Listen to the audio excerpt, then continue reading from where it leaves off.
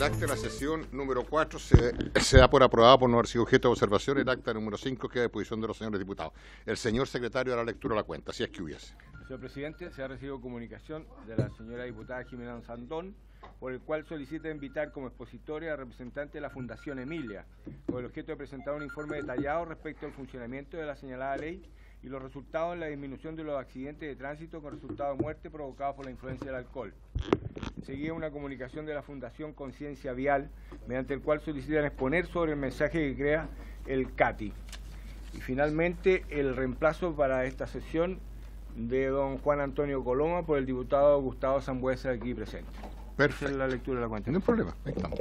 Gracias, señor secretario. Le propongo a la comisión dejar la facultad a la secretaría para poder hacer el invitado que dice el diputado Sandón por problema de, ¿cómo se llama?, de cupo, de tiempo que tengamos. ¿Les parece?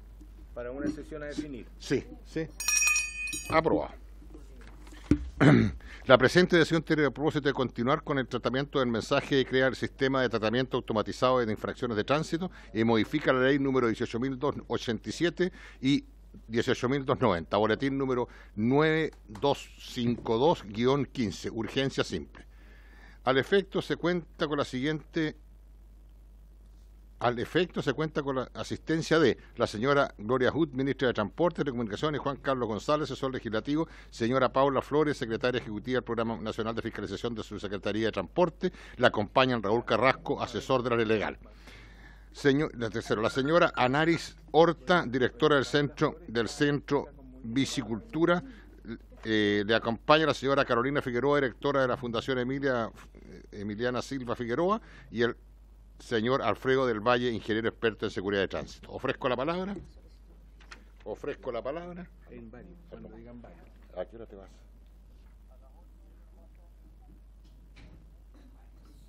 Ya, ok, ya. Avísame cuando te vayas, por si acaso avísame, ya. Ofrezco la palabra. Para varios. Para varios, lógico.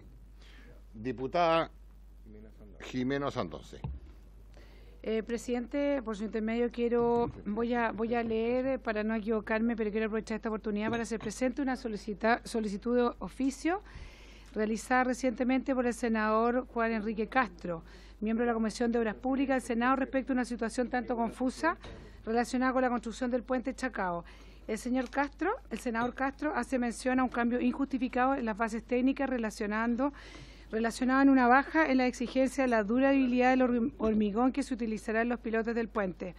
En este cambio se habría realizado a finales del año 2017 en el gobierno anterior, cuando se envió una orden del Laboratorio Nacional de Vialidad para bajar el requisito de la durabilidad. Debemos tener presente la importancia de este material en la construcción de este tipo de puentes, cuyos pilares se emplazan sobre el fondo marino y por tanto están afectos a la corrosión propia del entorno. Recordemos que el puente de Chacao es un proyecto emblemático para nuestro país e implica una inversión de 740 millones de dólares y la ingeniería exigida debe cumplir con los más altos estándares de calidad, lo mismo que se usan para la construcción en cualquier parte del mundo de puentes similares a este y con una durabilidad de sus hormigones de 100 años. El Estado de Chile no hablo de un gobierno en particular, no puede pasar un bochorno público similar a lo ocurrido en el puente Locomilla o el puente Caucao, particularmente cuando estamos próximos a que el primer pilote sea llenado con dicho hormigón. Por ello solicito que por intermedio de esta comisión y en nuestra función fiscalizadora se oficie al ministro de Obras Públicas para que nos informe respecto al cambio en este criterio de durabilidad del hormigón y a su vez indique las razones que justificarían este cambio, revisando los cambios introducidos. A su vez pido oficiar al señor Contralor General que se realice la auditoría correspondiente a la licitación y a la ejecución del proyecto. Muchas gracias, señor presidente. ¿Acordado, presidenta? ¿Qué estaba solicitando? Una solicitud oficial. General de la República respecto a deficiencia observada en la construcción de un puente. Sí, es que empieza un cambio. Ya. ¿Acordado?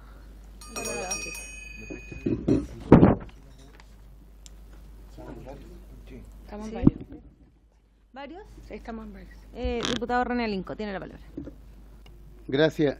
No, yo quería insistir, o que se me aclare la fecha, en la reunión, la sesión anterior, el diputado Coloma planteó, él fue, parece, sí, y todos lo apoyamos, invitar al ministro de Obras Públicas. Justamente dentro de los temas que se le iba a plantear al ministro de Obras Públicas estaba el tema del puente Caucao.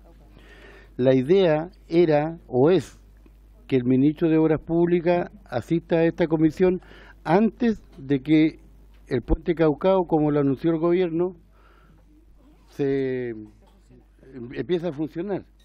Entonces yo quería preguntar cuándo se va a echar a funcionar el puente Caucao y si el ministro va a venir antes de esa fecha o no, porque el tema del puente Caucao es uno de los temas, uno de los motivos principales de la invitación o de la citación. No sé si habrá respondido, no sé.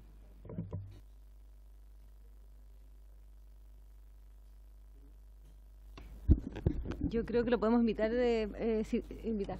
O sea, Invitar. Invitar a la próxima. perdón, la sesión anterior se acordó acá por petición del diputado Coloma invitar o citar al ministro de Obras Públicas antes que el puente Caucao empiece su funcionamiento como se anunció. Me imagino que el ministro habrá enviado una excusa o va a venir, porque después que se eche a andar el puente, empieza su funcionamiento, puede venir igual, pero ya vamos a hablar sobre hechos consumados.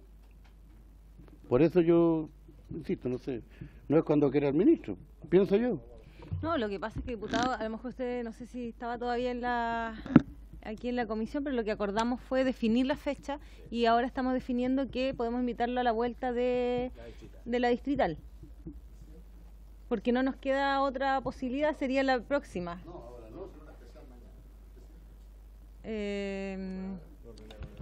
Diputado, Diputado René. gracias, diputada.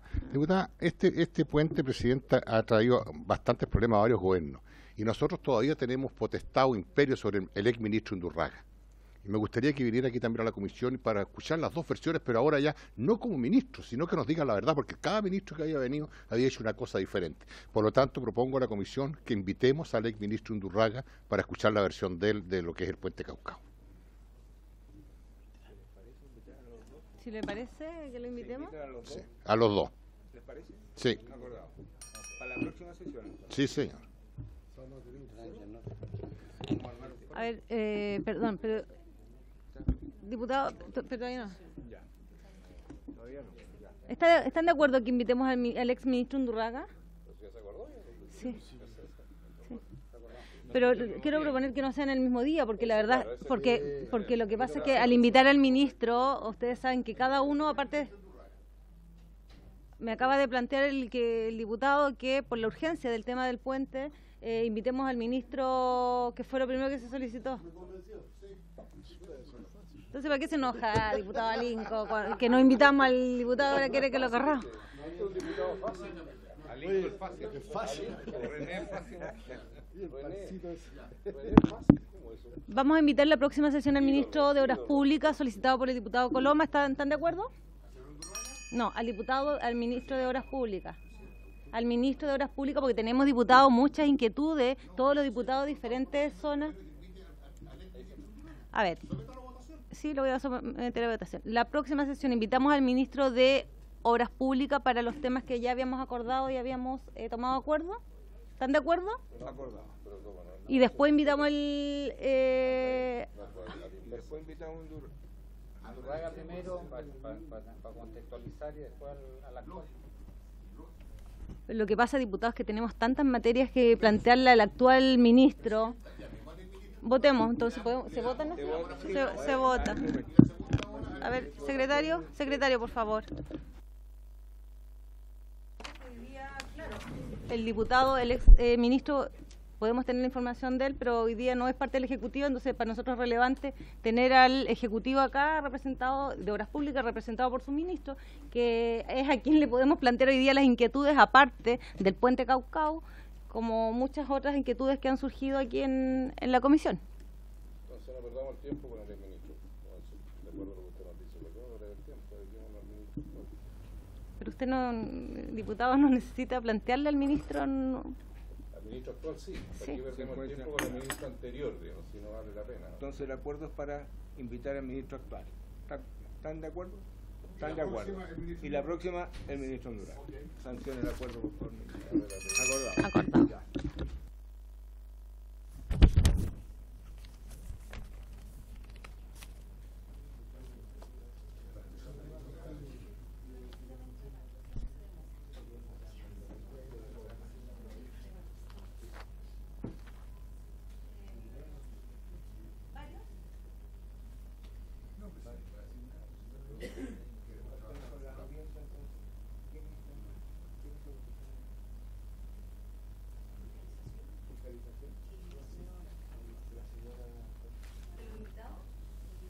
Ah, ya.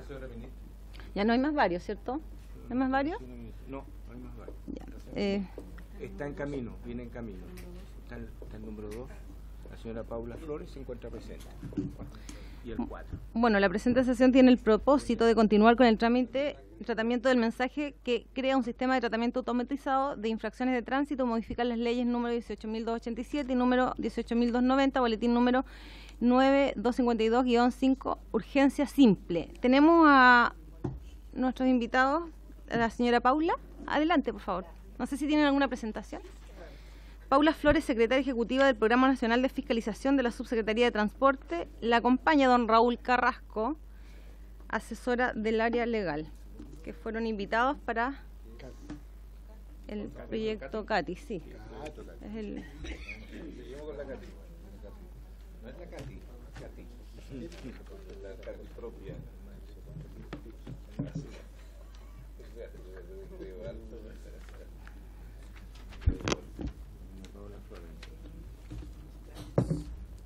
Ídolo. Ídolo. Buenas tardes. Allá en el negro, debajo del micrófono ahí, ese botón. Buenas tardes. Buenas tardes. Bueno, mi presentación tiene por objeto poder contarles. Paula Flores, jefa de fiscalización del Ministerio de Transportes. La presentación tiene por objeto poder informarles cómo ha sido nuestra experiencia con los sistemas automatizados de fiscalización que están operando no solamente en la región metropolitana, sino que en varias regiones de nuestro país.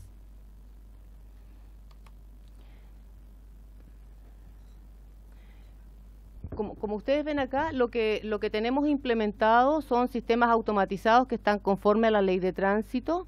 Los inspectores del ministerio son los que fiscalizan de forma remota con equipos tecnológicos instalados en la vía pública. Son equipos de registro fotográfico que además cumplen con toda la normativa, condiciones técnicas que están establecidas en el Decreto Supremo 17 del año 2008 del Ministerio de Transporte. Todos estos equipos, además, en la vía pública están previamente señalizados. O sea, antes de cada poste donde tenemos cámaras instaladas, siempre existe una señalización que advierte la presencia de estos equipos, una señalización tipo que es zona de control fotográfico. Todos estos equipos cumplen con los estándares, no solamente nacionales, sino que internacionales, para hacer una fiscalización automatizada.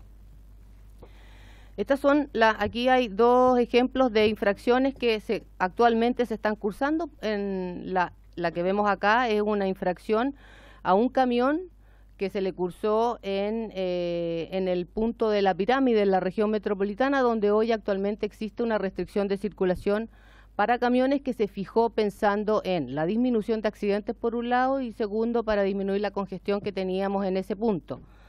Y lo que vemos en este lado de la pantalla es una infracción que se cursa en una vía exclusiva.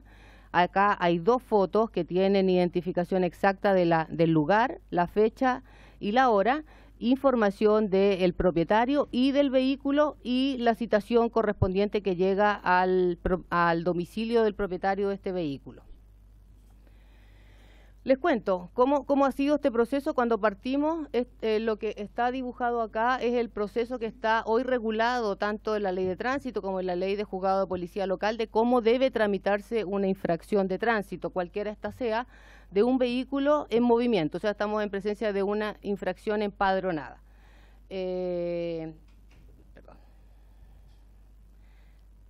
Acá tenemos los inspectores a través de los sistemas automatizados cursan la infracción. Estos van dirigidos posteriormente al juzgado de policía local, se envía una citación y una denuncia.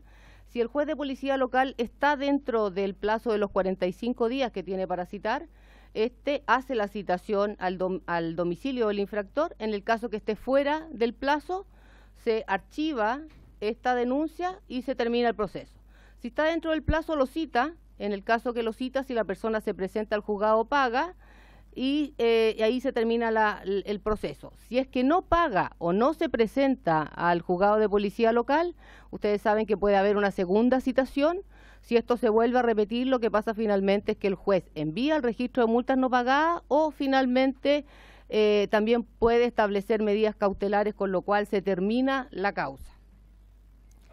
¿Qué pasó con los sistemas automatizados que implementamos en la región metropolitana? Por ahí partimos en el año 2012 con la primera etapa de la región metropolitana, donde implementamos cerca de 20 kilómetros de vía exclusiva y pistas solobuses fiscalizadas con tecnología. Cuando ya implementamos la segunda etapa, que completó cerca de 30 kilómetros, lo que pasó es lo que ustedes ven acá: el 93% de las infracciones que sacaban los equipos automatizados iban a archivo. ¿Por qué? Porque los jueces, dada la cantidad de infracciones que se sacaban, lo que pasaba es que a todos se les pasaba el plazo de los 45 días, terminando con algo muy penoso, que era el 93% de las multas eran enviadas a archivo, por lo tanto cerrándose las causas. Y solo el 7% pasaban a este proceso que hoy todos conocemos y que se lleva mayoritariamente de forma manual, con libros. Esa es la realidad que hoy tienen los jueces de policía local en nuestro país. ¿Qué hicimos? Porque en realidad, teniendo sistemas tan modernos instalados, ya las inversiones hechas, teniendo como objetivo generar los cambios de conducta en todos los conductores, en el caso especial de los vehículos que transitaban por las vías exclusivas, nosotros lo que queremos es perseguir es que los usuarios del transporte público reduzcan sus tiempos de viaje. En el caso de los puntos donde fiscalizamos camiones, lo que perseguimos es que se reduzcan los accidentes donde ellos participan o donde además afecten muchísimo la congestión de la vía por donde estos pasan.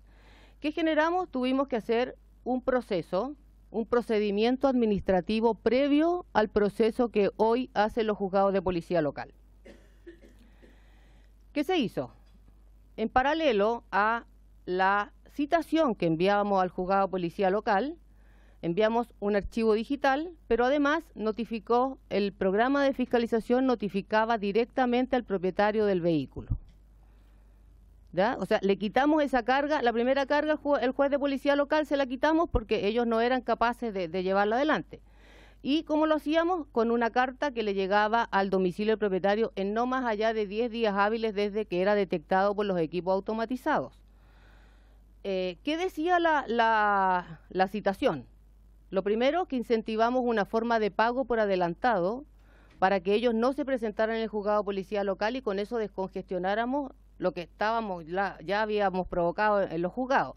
¿Cómo se hizo eso? Se habló con cada uno de los jueces de policía local y se le estableció el siguiente procedimiento. Aquí estamos en presencia de una multa menos grave, que la ley de tránsito tiene un rango, va de 0,5 a 1 UTM. Por lo tanto, el juez nos autorizó para señalarle a cada propietario infractor que si pagaba hasta el día anterior a la fecha de citación, se le cobraba el mínimo del rango, 0,5 UTM. En el caso que pagara desde la fecha de citación en adelante, y por lo tanto se iba a presentar al juzgado, iba a pagar el máximo del rango, 1 UTM.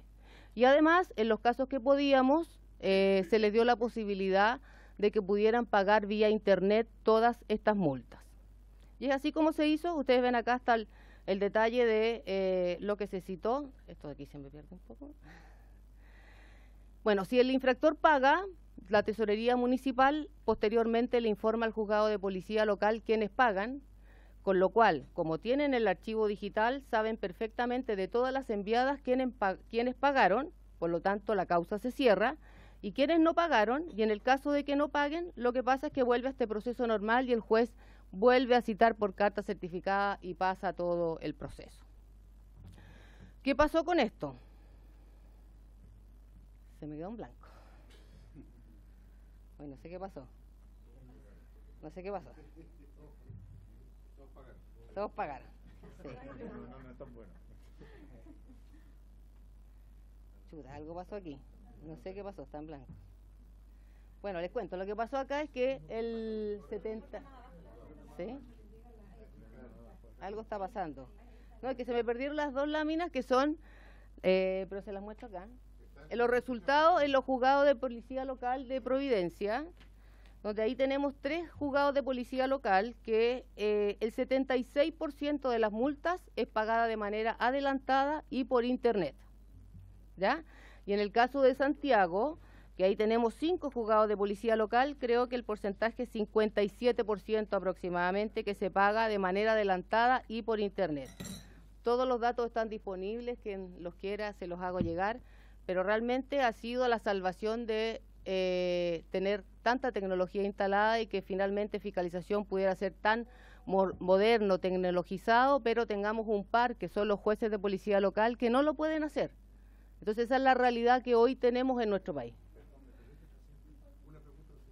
Vaya la onda. Usted habla 0,5. Tiene la palabra, diputado. Gracias, presidenta. 0,5 UTM, ¿verdad? Sí. Está bien. Yo llego al juzgado, quiero pagar 0,5 UTM. ¿Independiente la gravedad de la infracción que yo cometa? No, es una infracción menos grave que tiene un rango establecido en la ley. Por eso le digo. Que va 0,5 a 1.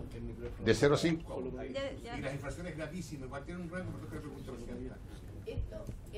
pero esto es solo para infracciones de vía exclusiva y pistas solo buses y camiones en este minuto. Pero estamos al portas de implementar la fiscalización de la restricción vehicular en la región metropolitana con la infraestructura que tenemos instalada hoy en la región metropolitana, y ahí estamos en presencia de una infracción grave que va de 1 a 1,5. Por lo tanto, vamos a utilizar el mismo mecanismo, pero con el mínimo y con el máximo. Diputado, sobre este punto, yo me gustaría pedirles, como son que podamos al final hacerle la pregunta después de la exposición y ella va a anotar las preguntas. Pero, diputado, si era sobre el punto, para no perder la idea que tenía. La pregunta es, supongo que si uno no paga, pasa al registro cuando uno tiene que pagar su permiso de circulación. Ya, pero ¿qué pasa cuando uno recibe una de estas notificaciones? ¿Qué tan confiable es? Porque en las notas, por lo que veía ahí, decía que verifique si efectivamente es real esta multa o no. Y yo tengo un caso de que se multó, llegó el mismo formato que usted, se verificó y en la página del Ministerio de Transporte dice que no, esa patente no tiene ninguna infracción. ¿Qué pasa con eso? ¿Qué tan confiable es el sistema? Bueno, el sistema es muy confiable, yo no le puedo decir 100% confiable, pero es muy confiable. A lo mejor estamos confundiendo con estos mail que llegaban, que eran fraudes, ¿ya? Y que utilizaban una foto de un sistema que opera hoy en Estados Unidos o en Europa, creo que era porque era de un foto rojo, que son equipos que sacan fotos cuando un vehículo pasa con luz roja en un semáforo. Hoy en Chile no tenemos implementado tecnología como esa, y este mail lo que hacía utilizaba este medio de pago. Estas infracciones son comunicadas y notificadas por carta, no son por mail. Lo que nosotros tenemos instalado en nuestra página web de fiscalización es la posibilidad de que cualquier persona consulte con la placa patente si es que tiene alguna infracción y se le dice si está en proceso de notificación al juzgado, ese tipo de cosas. Pero la notificación es por carta, no es por mail. ¿Ya? No sé si contesto. ¿Sí? Anotamos las preguntas y después le hacemos al final. Sí. Ya. Gracias. ¿Sigo? Bueno, lo que tenemos acá son los resultados del proceso administrativo y más bien del sistema automatizado que tenemos operando. Son publicaciones que se han hecho en los diarios. Ahí, por ejemplo, hay una de MOL del 2015 que señala que en la pirámide se redujo el 70% de los camiones infractores con el sistema en poco menos de un año de operar. En la segunda parte es el proceso que tenemos, el sistema automatizado que tenemos operando en Antofagasta, en el acceso a Antofagasta Salvador Allende, que le llamaban la ruta de la muerte por los accidentes que provocaban los camiones. Como ustedes pueden ver ahí, también positivo resultado, 60% menos de infractores, lo que redujo, no tenemos, desde que la instalamos, no tenemos antecedentes de accidentes que hayan provocado camiones en ese acceso. Luego en el año 2018, bueno, esta es una reciente publicación del Mercurio, ahí dice que las infracciones de autos se redujeron a su nivel más bajo en 4 años. Esto es en las pistas exclusivas y pistas solo buses de la región metropolitana, opinión de Alejandro Tirachini, experto en transporte. Luego hay una publicación del año 2017, también de un diario de la ciudad de Temuco, donde recientemente implementamos ya la etapa 2 de fiscalización automatizada en vía exclusiva. Ahí, como ven, en la primera etapa 92% se disminuyeron las infracciones en la primera etapa de la ciudad de Temuco. Pero esto no ha sido fácil, esto ha sido bastante complejo porque lo primero, como yo les señalaba, requiere la autorización de cada uno de los jueces de policía local porque son ellos los que tienen la facultad de establecer cuál es la multa. Además, requiere integración digital del programa de fiscalización con cada uno de los juzgados, con cada una de las tesorerías, y a veces dentro de una misma municipalidad donde funciona más de un juzgado, ellos funcionan con sistemas tecnológicos distintos. Es así. Por lo tanto, el programa tiene que llegar con una solución para cada uno de ellos. Eso, bueno, las municipalidades no tienen un sistema unificado. Como les señalaba, el programa debe generar archivos digitales para cada uno de ellos, lo que significa muchísimo trabajo para el equipo, que nosotros tenemos un equipo de tecnología. Y además, lo más terrible es que aparte de hacer todo esto digital, los jueces de policía local están obligados a seguir todo el trámite en papel. O sea, ellos, además ellos reciben la denuncia en papel y deben generar una causa por cada una de ellas y deben llevarla hasta el final. Eso es lo que está actualmente en nuestra legislación. Les cuento que en la región metropolitana, ya poniéndome en el caso más avanzado de implementación de tecnología en nuestro país, tenemos 71 juzgados de policía local. En 23 de ellos estamos enviando nosotros denuncias que se obtienen con sistemas automatizados de fiscalización, pero solo de estos 23, solo en 17 está disponible el pago por internet. Y pago sistemas que hemos nosotros colaborado en la implementación de esto. Hemos empujado la implementación de estos sistemas en las municipalidades porque no ha habido otra forma. Por ejemplo, en el caso de Santiago les cuento que cuando partimos ellos operaban no con sistemas de turno, hoy operan con sistemas de turno porque los jueces tenían distintas cargas de trabajo dada la implementación de los sistemas. Y lo más terrible es que a pesar de todo esto, los jueces nos señalan, y hasta el día de hoy, que la última consulta que hicimos para poder implementar el control automatizado de la restricción vehicular, que ustedes, bueno, no sé si saben, pero parte el 2 de julio, nos vuelven a decir que ellos no tienen recursos humanos ni físicos para poder tramitar esto, que están súper claros de que tienen una obligación, pero que no lo pueden llevar adelante. Aquí hay algunas respuestas de los jueces de policía local, esta del 2015, si ustedes se dan cuenta, señala que debemos informarle a la municipalidad para que ellos los provean de recursos humanos, materiales para la tramitación de estas infracciones. Nosotros les hemos advertido cuál es el volumen que generan estos equipos y por eso ellos saben de qué se trata. Acá dice, por ejemplo, textual, se deberá contar con un sistema computacional que sea compatible con el juzgado para cargar las causas en el sistema. Esto es lo que yo les comentaba, de que debemos llegar con un sistema a cada uno de ellos.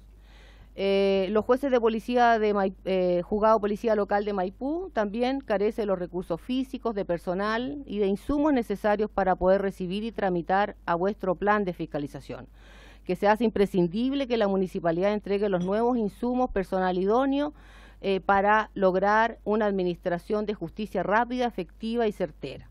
¿Qué nos dice el tercero de Maipú? También algo muy similar, que necesita los recursos humanos y técnicos, porque necesita destinar funcionarios exclusivos para esta labor. En el caso del juzgado policía local de Maipú, aquí es bastante explícito, también señala que necesita medios materiales, personal, equipamiento, y aquí hace escribe respecto de lo que yo le señalaba, que ellos, a pesar de que están conscientes de que tienen la obligación legal de tramitar todas estas infracciones, saben y que lo quieren hacer, pero sin perjuicio de ellos, señalan que si no cuentan con más personal no lo van a poder hacer. ¿Cuál es la situación que hoy tenemos de proyectos andando para implementar nueva tecnología en la región metropolitana? Ustedes saben que en Santiago tenemos 314 kilómetros de vías con prioridad para el transporte público en la región metropolitana y actualmente solo 80 kilómetros están controlados con cámaras. Solo en estos 80 kilómetros es donde logramos que los infractores respeten. En el resto no respetan. En el resto solo respetan cuando hay un carabinero o un fiscalizador ahí parado en la calle. El resto no respetan. Es por eso que tenemos que seguir avanzando. La única forma de poder reducir los tiempos de viaje de los usuarios del transporte público y mejorar la calidad de los servicios es fiscalizando los más de 200 kilómetros que nos quedan aún con tecnología instalada en la vía pública, porque además recursos humanos tampoco tenemos un ejército de personas que pueda controlar eso 24 horas al día. En la región metropolitana además tenemos solo un punto de control de camiones y sabemos que además existen varios otros, los Barrenechea o en varios lugares donde existe restricción de circulación de camiones que genera conflicto, pero no pueden ser fiscalizados de la forma eficiente como sí se ha hecho en la pirámide y que ha demostrado reducir en 90% al menos la cantidad de infractores que circulaban por ahí. En julio del 2018 vamos a iniciar la fiscalización de la restricción vehicular que nos impone el plan de descontaminación ambiental de la ciudad. Estamos desarrollando el sistema que va a ser anexo al sistema que tenemos actualmente, pero va a utilizar la infraestructura actualmente instalada en la región metropolitana.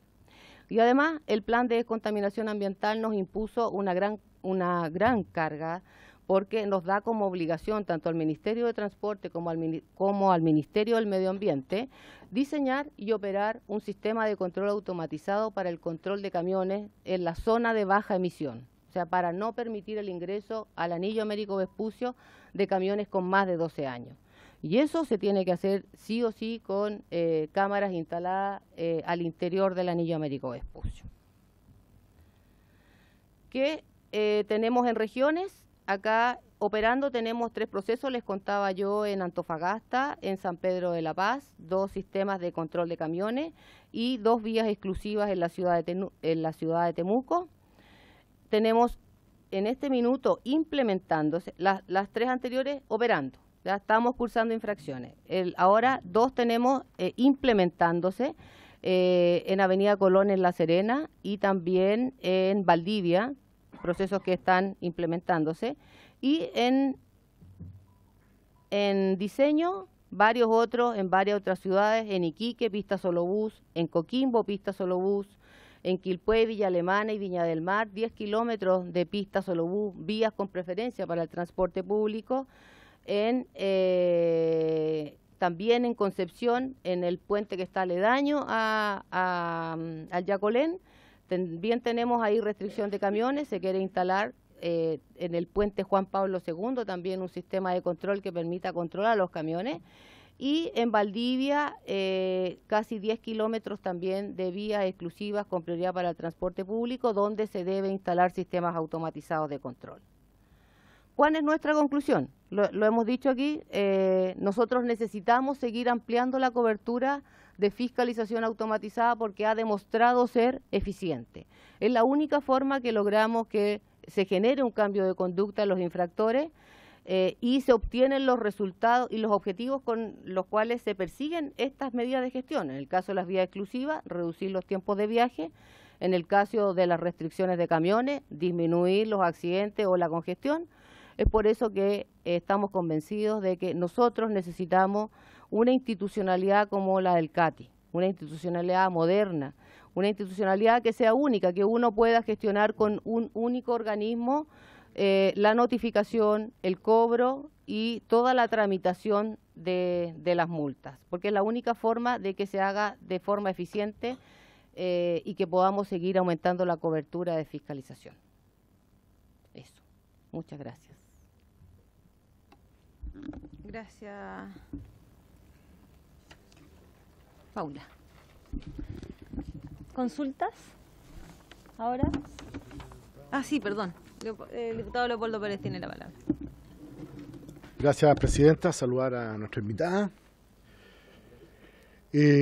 Al final de su exposición usted plantea que una solución al problema de fiscalización automatizada, independiente de si es región metropolitana u otras regiones, y el objetivo de la fiscalización, recomienda el CATI, que es el proyecto que estamos viendo en esta comisión. Pero quiero hacer una pregunta por su intermedio. En su opinión, ¿este CATI le faltaría algo? Porque la verdad las cosas es que para ser centralizado debiera depender de una sola unidad. Hoy día tenemos 345 municipios, vimos que existen muchas falencias a nivel de los municipios y por ende de los propios juzgados de policía local por problemas de recursos humanos, problemas de infraestructura tecnológica, por la ley que rige procesalmente a los tribunales, o sea, a los juzgados de policía local.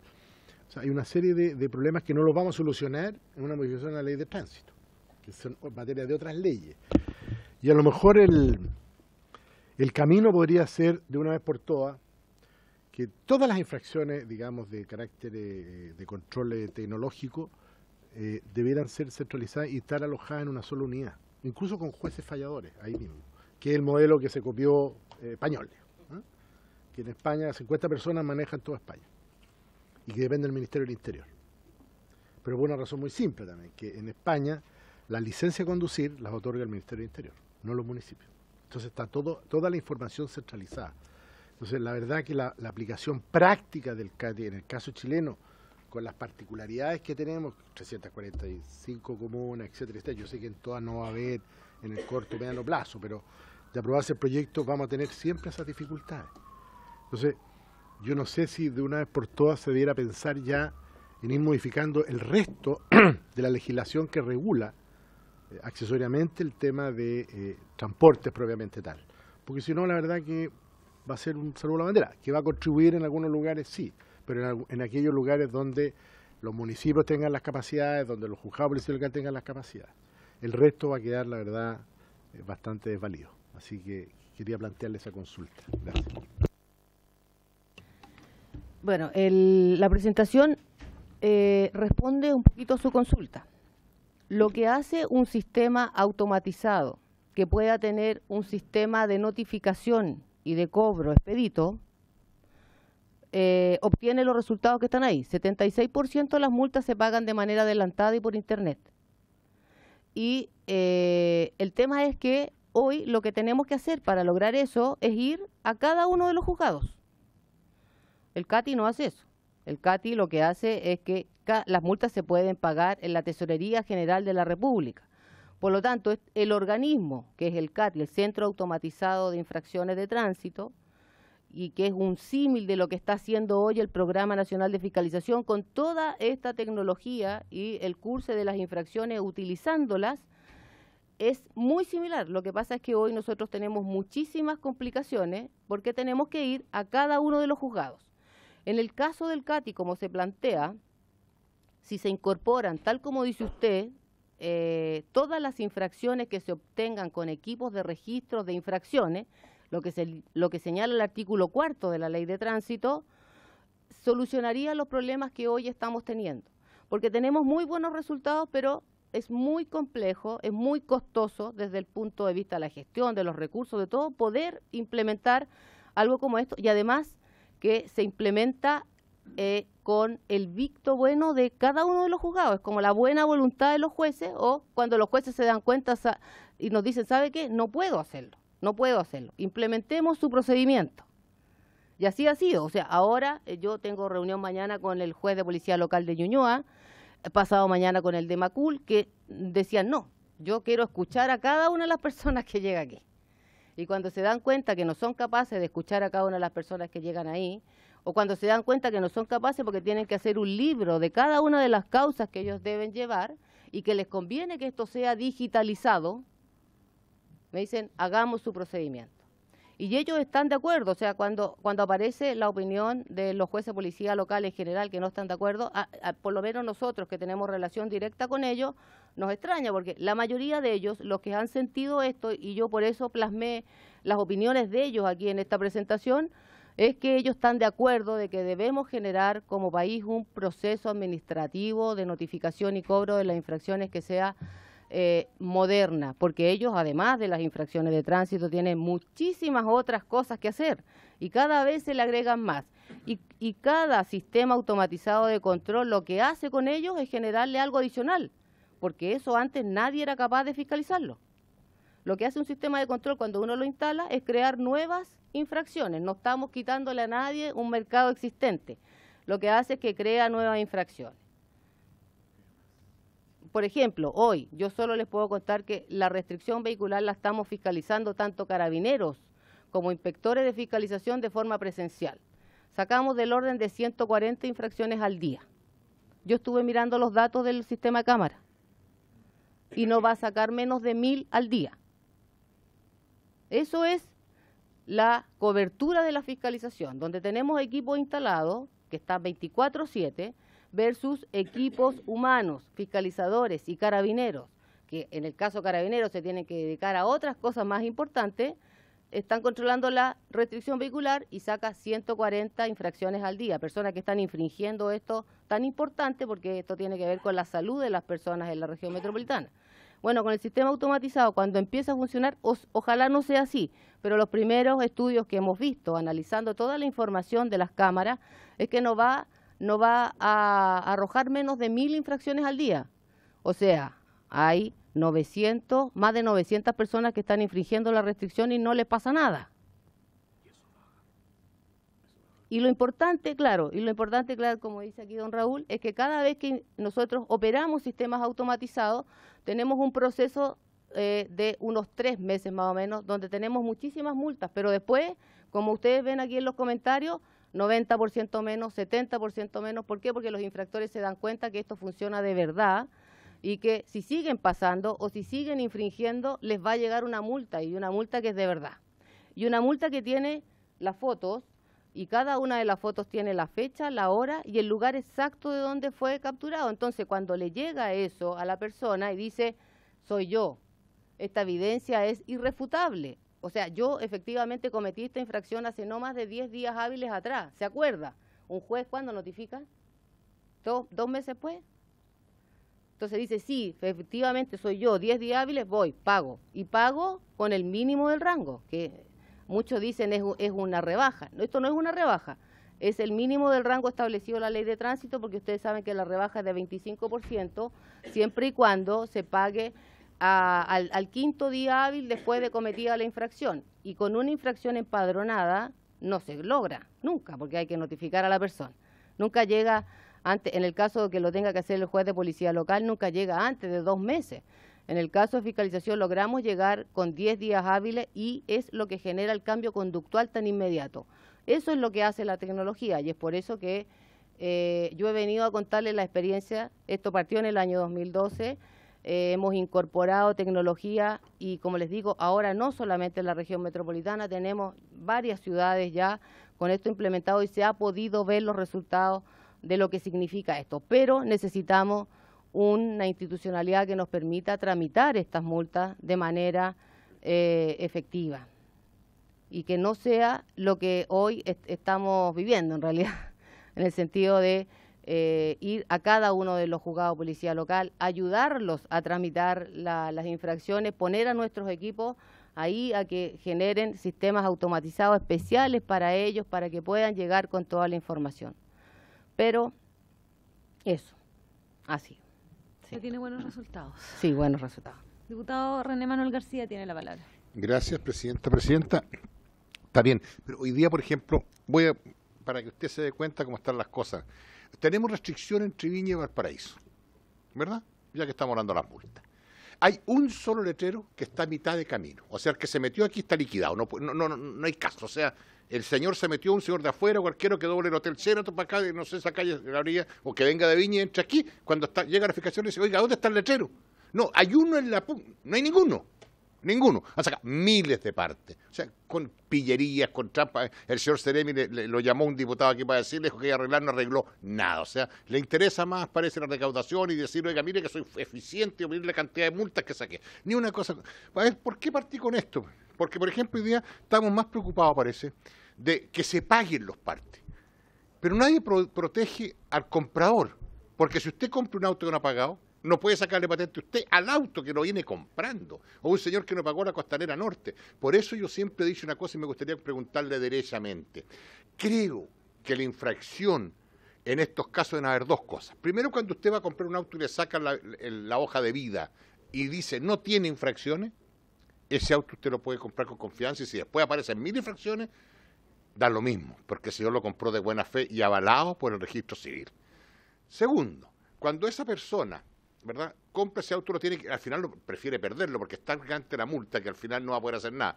Y yo siempre he dicho, ¿no será mejor que estas multas vayan a la persona o al RUT de la persona cuando quiera hacer un trámite y decirle, ¿sabe qué más? Usted tiene una multa aquí de carretera, de tránsito, lo que usted quiera. Un trabajo, señor, no puede entrar al trabajo porque está... ¿qué? Señor, un crédito, no puede entrar porque tiene... Señor, una vivienda, perdóneme, pero usted aquí... o sea, eso debe ser lo lógico. Yo, por ejemplo, un señor de... Voy a poner un caso particular, un señor de Cun, donde yo vivo. Compró un auto y le llega la multa 4 millones de pesos.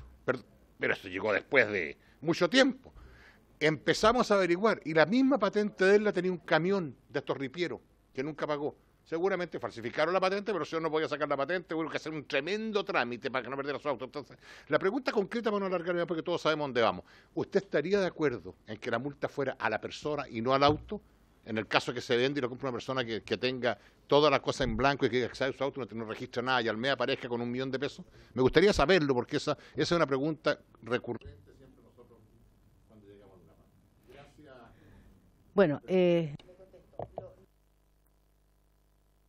ahí. Bueno, recientemente se aprobó la ley anti-evasión, no sé si la recuerdan. Ahí donde se crea el registro de evasores. Solo ahí se establecen sanciones reales para las personas que no paguen la multa en el transancial. Micrófono. ¿Cómo está?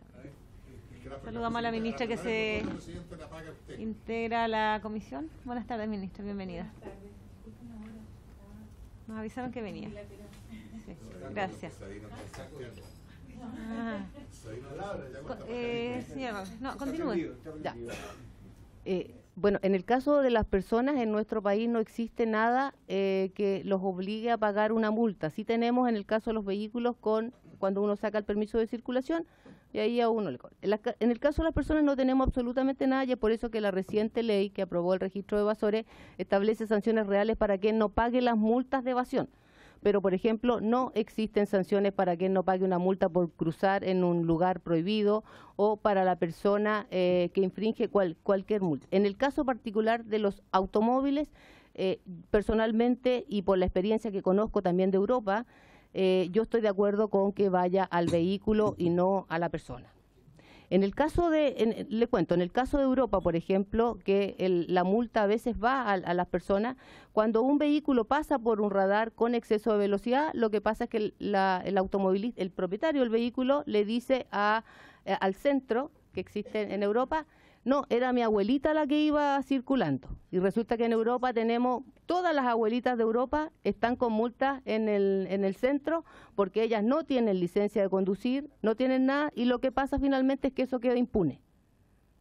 No es posible perseguir a la persona. Además, en nuestro país no podemos sacarle fotos a las personas, porque hay una ley de privacidad de los datos. Por lo tanto, las infracciones que sacamos en el Programa Nacional de Fiscalización, cada vez que se ve una persona, esto se borra, porque está establecido así por ley. Y no se puede identificar. Por eso que mi respuesta a su consulta es que yo estoy de acuerdo con la multa al vehículo. Al propietario del vehículo que está anotado en el registro de vehículos motorizados. Diputado. ¿Me permite una cosa? Entonces, bajo ese mismo pretexto, bajo esa misma cosa, hagamos una cosa. Cuando usted atropella a alguien, que sea el vehículo el culpable, pues no la persona que no el dueño, porque se lo sacó el tío, se lo sacó el abuelo, se lo sacó cualquier. Entonces, cuando atropella a alguien, venía mi abuelita, porque entonces sabe que más hasta luego. Y si ese pretexto, pues, si bajo ese pretexto es mucho más fácil decir, venía mi abuelita, vaya donde mi abuelita. Pero hoy día, vaya la abuelita, vaya el que vaya, el dueño del auto le llega al diablo. Se llega a atropellar, aunque no tenga ni una responsabilidad, donde lo voy a poner al revés, aunque el dueño del auto ande en Europa. Entonces, de verdad, también puede ser mejor así, también tiene razón usted. Yo creo que hay que ponerlo que sea el auto el que pague la deuda, el hospital o todo. Se vende el auto, se chatarra y eso es lo que con eso se alcanza, si no, no. Gracias, diputado. ¿Alguna otra consulta? ¿Alguna otra consulta para despedir a nuestra... Muchas gracias, doña Paula Flores, secretaria ejecutiva del Programa Nacional de Fiscalización de la Subsecretaría de Transporte, y que le acompaña también don Raúl. Muchas gracias por estar aquí. Don Raúl Figueroa, Carrasco, asesor legal. Saludamos nuevamente a la ministra, subsecretario, subsecretario, lo había desconocido. Bienvenido. Ministra, qué bueno que viene a acompañarnos a la tramitación de este proyecto. Yo me vengo sumando hace poco a la comisión, pero hemos tenido varios invitados. ¿Ah? Y han surgido varias consultas con respecto al proyecto. Ahora tenemos otra invitada. Yo no sé si usted tiene algo ahora que plantearnos con respecto al proyecto. No, es más bien descriptivo, así que si quieren... El micrófono. Y la señora que va a invitar.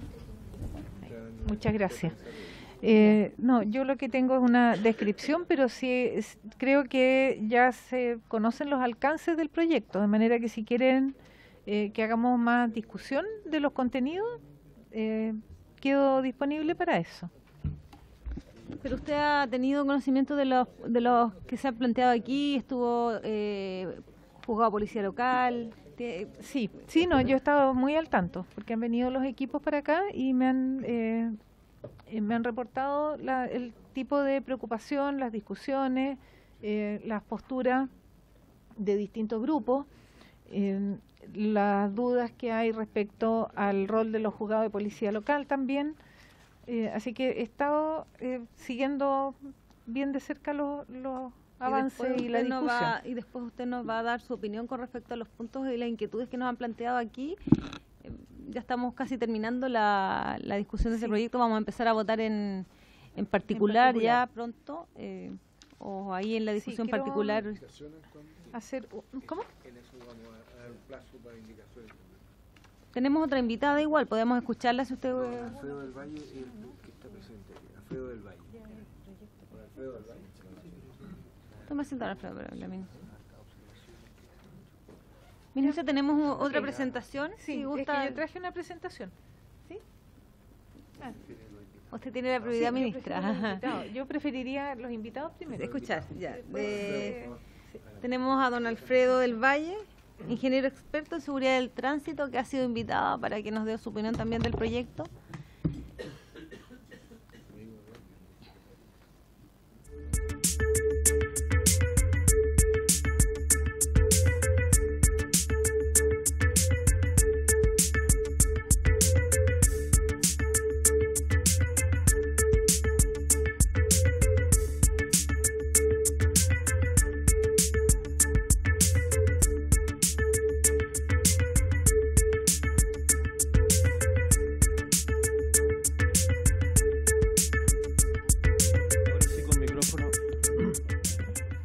Señora Presidenta, señora Ministra, buenas tardes.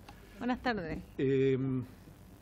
La presentación que voy a hacer, ven el título ustedes ahí, una perspectiva estratégica respecto al tema que está aquí.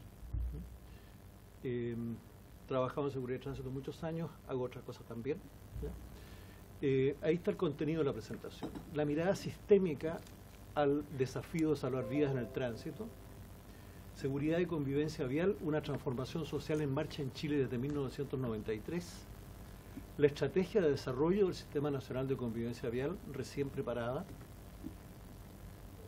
Vamos a ver los distintos elementos, donde está el CATI entre medio mencionado, y una propuesta de acción con la que termino esta presentación. La mirada sistémica al desafío de salvar vidas en el tránsito.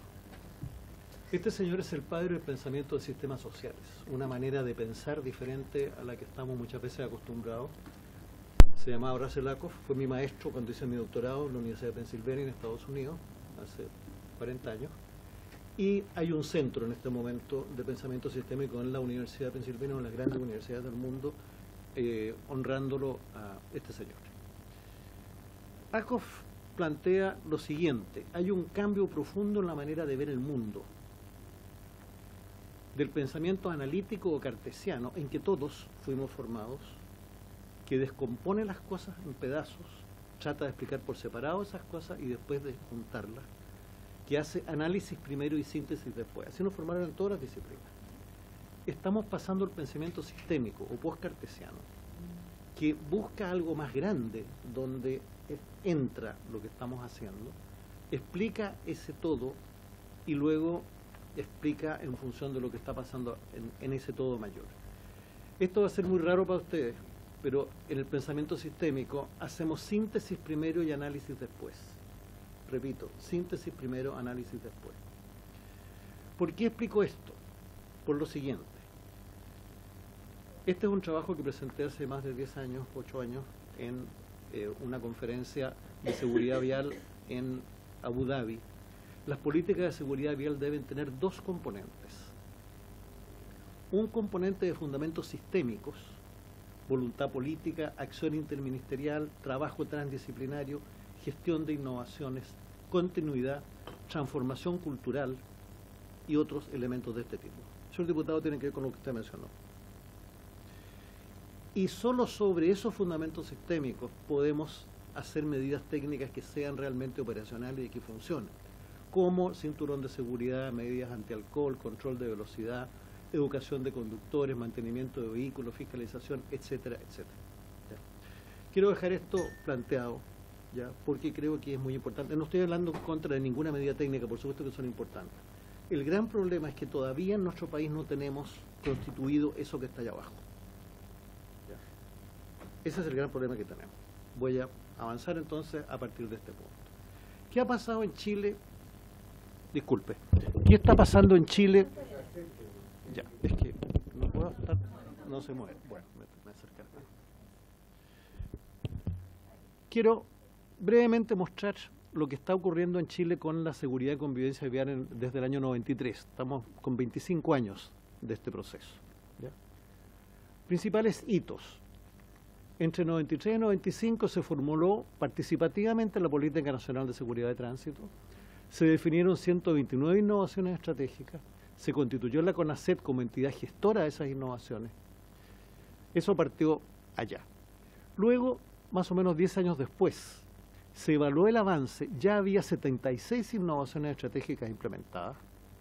Había un cambio ya notorio en la tendencia de fallecimientos en el tránsito en Chile. Se hizo un evento internacional incluso en Chile, en esa época, sobre el tema. Se activó la sociedad civil en el tema. ¿Ya? Primer festival de bicicultura, se formuló el sistema de promoción de la cultura de la bicicleta en Chile. Luego se actualizó la política nacional y se identificaron 16 programas listos para iniciar diseños técnicos de implementación. Pero vino el Transantiago y todo eso quedó ahí. ¿Ya? Más adelante, en el 2013, SECTRA puso en marcha un estudio normativo de la bicicleta. Fue realizada por una alianza, una firma consultora y dos organizaciones de la sociedad civil, donde se hizo una propuesta concreta sobre bicicleta en el espacio vial urbano.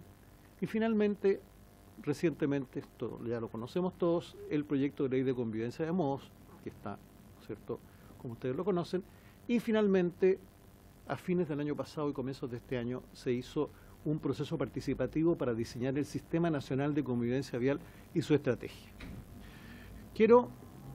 He hecho todo este recorrido porque es muy importante entender esto en perspectiva, ¿ya? Lo que quiero presentar ahora. Veamos algo de los impactos que esto ha tenido, porque no suelen conocerse bien. Ahí tienen ustedes, desde el año 85 en adelante, ahí hay 30 años, un par de años más que faltan. Esa era la tendencia de los fallecimientos en accidentes de tránsito. Ahí se formuló la política inicial y eso es el impacto que ha tenido. En Chile hemos tenido un impacto extremadamente importante en materia de seguridad de tránsito. ¿Ya? Iban creciendo así, se han salvado muchísimas vidas. ¿Ya? Esto se formuló en forma participativa ese año, me tocó ser el metodólogo de esa experiencia, y tuvo 209 participantes, se identificaron 130 innovaciones y el año 2006 ya se habían implementado 76. Impactos. Se salvaron 10.000 vidas. Solo se puede atribuir hasta la política, porque todo el transporte creció. ¿Ya? El indicador internacional de fallecidos bajó fuertemente en Chile. ¿Ya? Estamos cerca del promedio de los países desarrollados, mucho mejor que los países de ingreso medio como Chile. Y a escala global esto equivale a salvar 3 millones de vidas. Y además, el beneficio costo altísimo. Hasta el 2009 costó unos 20 millones de dólares, hasta ahora será unos 30. Y ahí tienen ustedes el beneficio. 10.000 millones de dólares, con criterios de la Organización Mundial de la Salud del Banco Mundial. Esto ha sido lo que ha ocurrido en Chile. Es desconocido, quiero dejar bien claro, ¿ya? Y me alegro de esta invitación porque se puede dar a conocer. Pero hay un impacto mucho más profundo todavía, sobre el cual no hay conciencia, que es el impacto cultural. En Chile, antes de eso, estábamos así. Y quiero decir, yo he estado los últimos año y medio en 5 países de América Latina: Argentina, Bolivia, Perú, Ecuador y Colombia. ¿Ya? Todos están así. Chile es el único que está así. ¿Ya? En Chile, hoy día, los conductores de vehículos respetan a los peatones. No digo que el 100%. ¿Ya? No están fiscalizando cada uno de esos conductores de cada uno de esos vehículos. Estamos haciendo una cosa mucho más profunda, que ha sido un cambio cultural. ¿En qué consiste? Arriba, el automovilista dice: yo arremeto porque soy más fuerte. Acá abajo, ahora en Chile, dice: yo cuido porque ese peatón es más débil. Es un cambio cultural profundo. ¿A qué se debe esto? A las 76 y más innovaciones que se hicieron en muchos aspectos del tránsito. ¿Ya? Quiero volver un poquito a la primera lámina. Esto no es un tema mecánico: yo hago esto y pasa esto otro. Estamos en la sociedad. La sociedad no es mecánica, la sociedad es sistémica y compleja. ¿Ya? Y eso que se logró Chile con esta política tiene que ver justamente con eso. Esa fue, se llama mapa de acción, que explica todos los ámbitos, no voy a entrar en ningún detalle, por supuesto, de la política, en que cómo estaba, cómo está. Ahí está el sistema de promoción de la cultura de la bicicleta. Todas esas áreas de acción son en las que se puso en marcha la sociedad civil chilena para exigir buenas condiciones en el tránsito.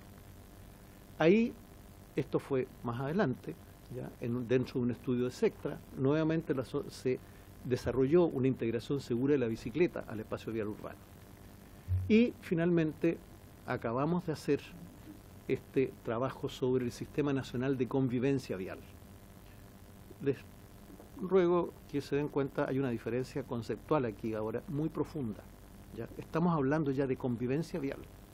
Y convivencia es un encuentro entre personas. ¿Ya? Hay un conductor que es persona, un peatón o un ciclista que son personas. ¿Ya? Eso está ocurriendo en lo más profundo en nuestra sociedad en este momento. A fines del 2017-18 se formuló esto, ¿ya? En conjunto entre el Estado y la sociedad civil. El método que se usó, muy brevemente, se llama Praxis de Innovación Participativa. Yo llevo 40 años desarrollando esto. Esta ha sido una de las aplicaciones más importantes que me ha tocado hacer. ¿Ya? Teoría y práctica integrada basada en el pensamiento complejo, sin modelos preconcebidos para imponer, para construir gobernanza, desarrollo, innovaciones, capacidad de innovar en políticas públicas, organizaciones, empresas y otros espacios del mundo real, que es muy complejo. ¿Ya? Y a través de la participación fuerte y metódica. Esto es lo que se ha estado usando en toda esta historia que estaba mencionando. Esto lo he desarrollado, como digo, en 40 años, con éxitos y fracasos. He tenido, por supuesto, muchos fracasos, pero se ha aplicado con resultados de alto impacto.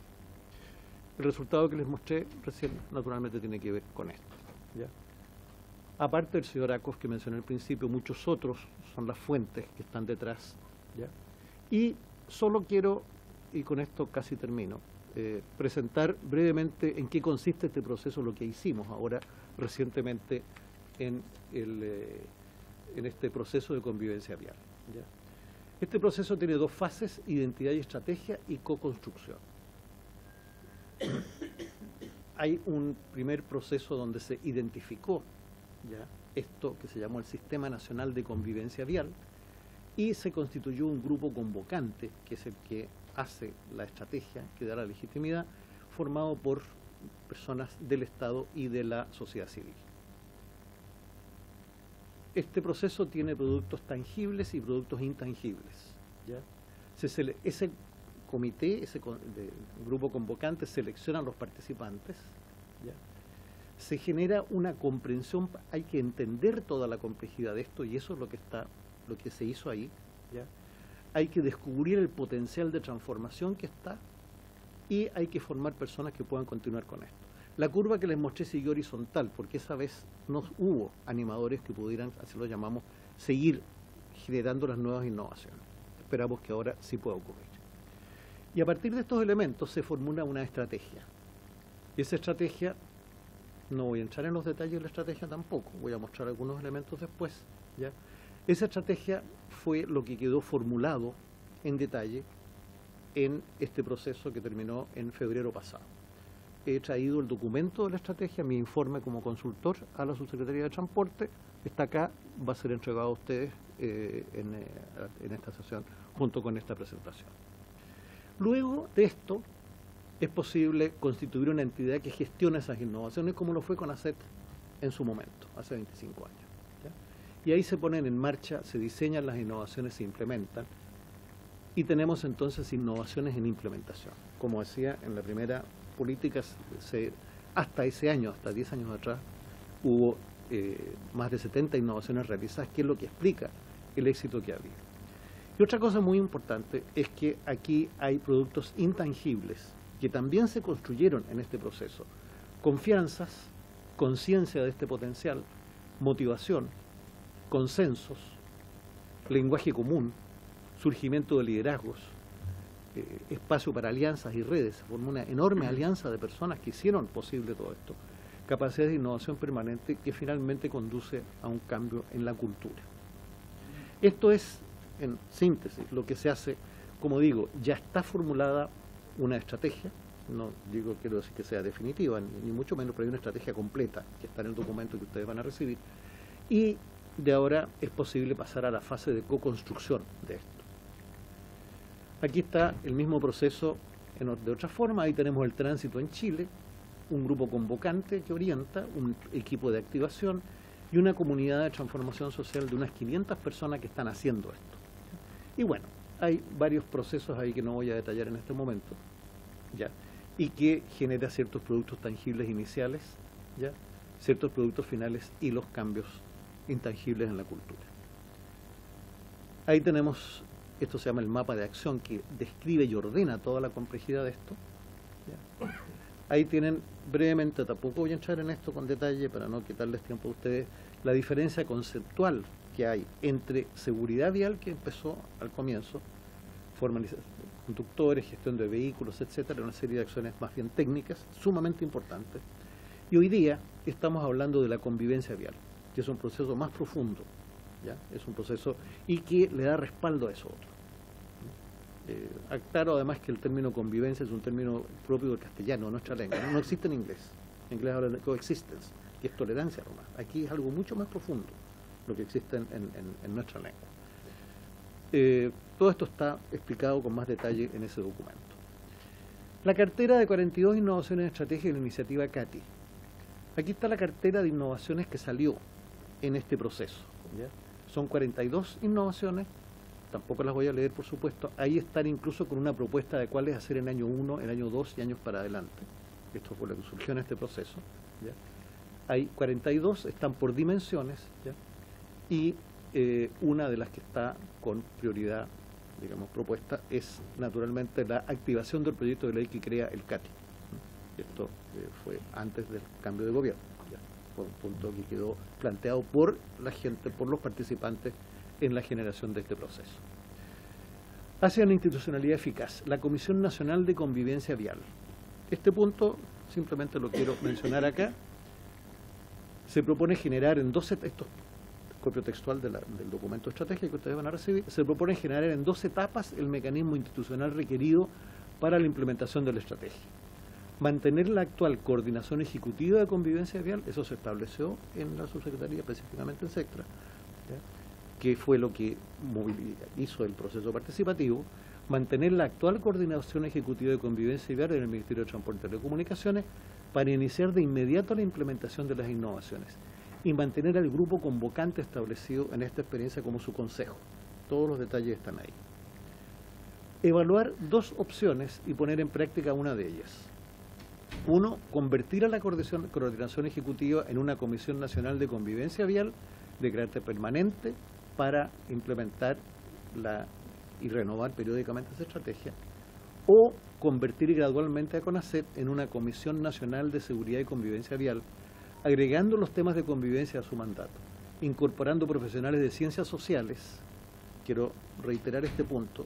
Ya, yo me formé como ingeniero primero, digamos, respeto a la ingeniería, pero no es la única disciplina, y esto tiene ciencia social fundamental, ¿ya?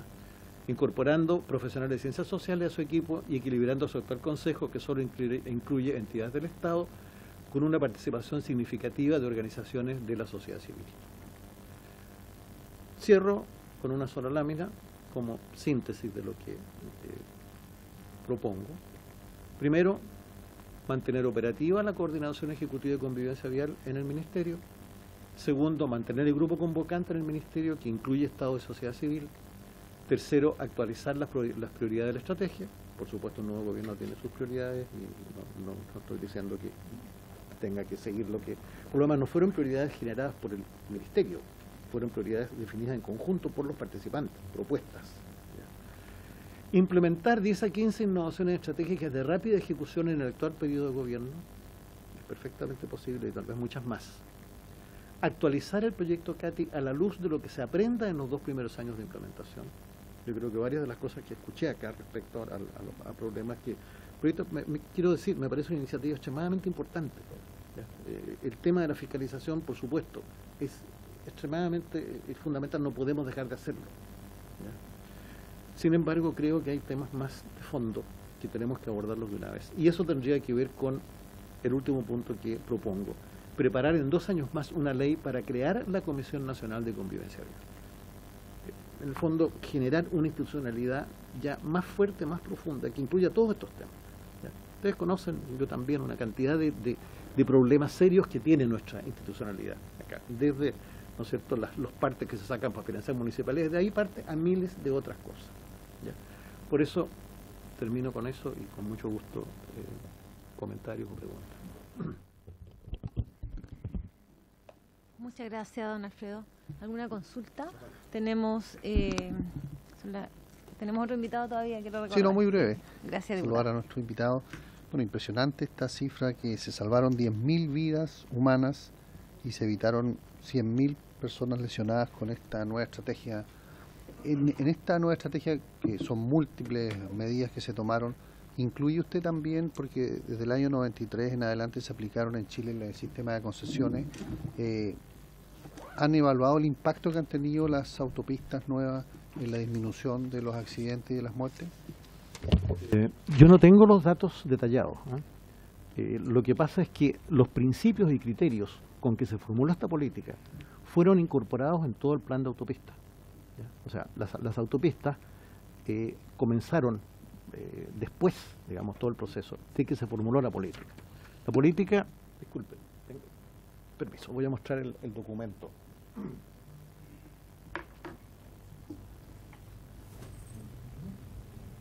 Esta política se formuló, como decía, en el año entre el 93 y el 95. Estamos hablando de 25 años atrás.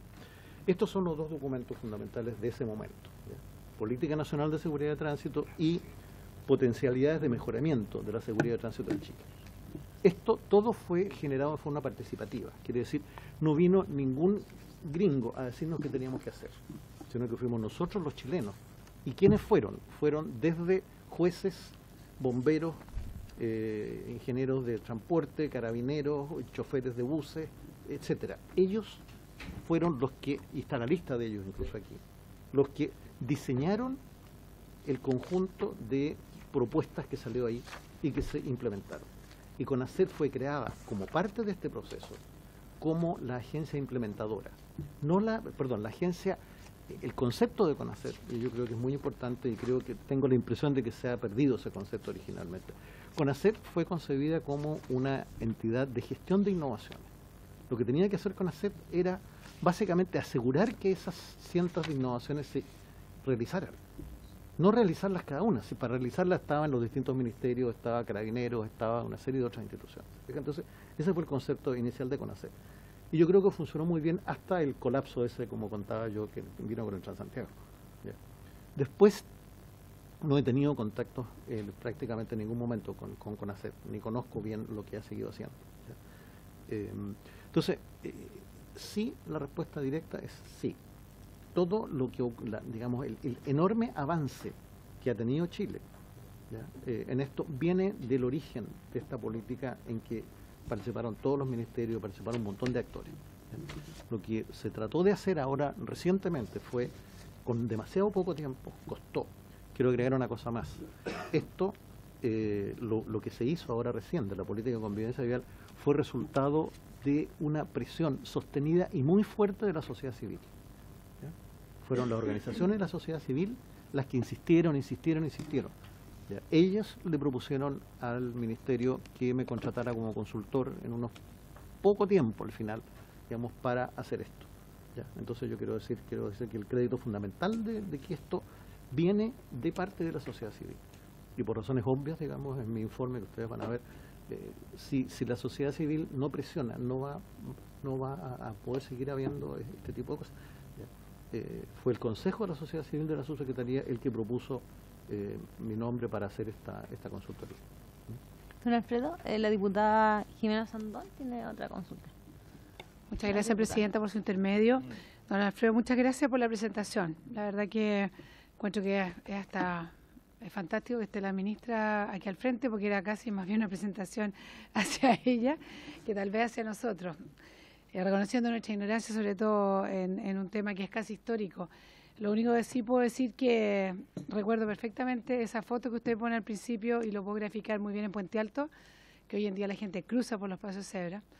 Antes era solo viña, era una cosa así, y hoy en día existe una cultura y es bastante notable que a través de toda esta implementación que hicieron usted entre la sociedad civil y el Estado se haya logrado, así que es muy esperanzador. Pero en algún minuto usted nombra el Transantiago, pareciera que el Transantiago cae como una bomba y como que paralizara esta curva que iba. ¿Lo percibí mal o lo percibí bien? Ahí está. Disculpe. Ya, ahí está bien. Disculpe. Está bien. Recuerdo perfectamente Perdón. lo que ocurrió. ¿Ya? La subsecretaría me había contratado nuevamente en ese momento, durante unos 6 meses más o menos, para actualizar la política.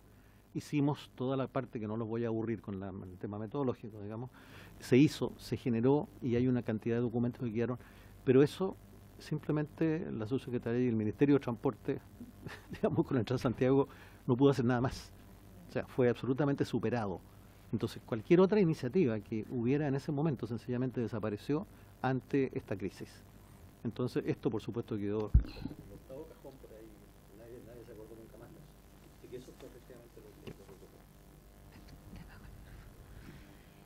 Gracias, don Alfredo, diputada. ¿Alguna otra consulta?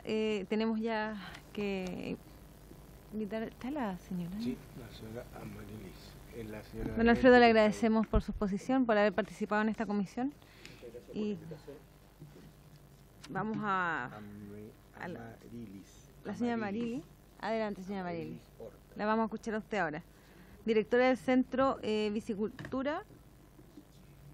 ¿Está sola? ¿Vino solita? Porque aquí dice... No, vino sola. Usted es la directora del centro. Ya la hemos tenido aquí en esta comisión. Sí, adelante. Tiene la palabra. El botón negro debajo del micrófono. Ahí lo aprendieron ya. Ah, ya. Perfecto.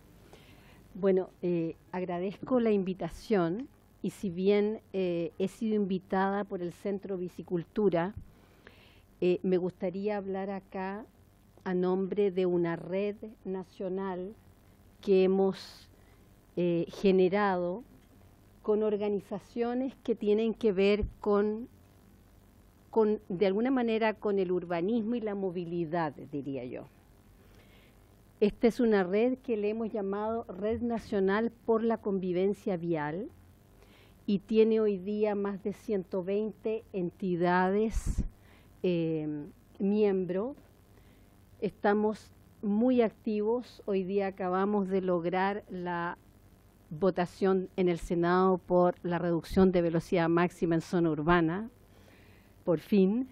Y bueno, aparte de estar celebrando, tengo el gusto de estar aquí para decirles que para esta red, que está conformada por entidades que representan los intereses de los automovilistas, como el Automóvil Club de Chile, entidades que representan a los motociclistas, a los ciclistas de todo el país, prácticamente todos los grupos ciclistas pertenecen a esta red, peatones, al menos los peatones furiosos y los happy peatones, y entidades también de la academia que tienen que ver con las ingenierías de transporte de las universidades estatales, y una grupo de académicos y especialistas en transporte que han estado apoyando todas las iniciativas que hemos estado desarrollando.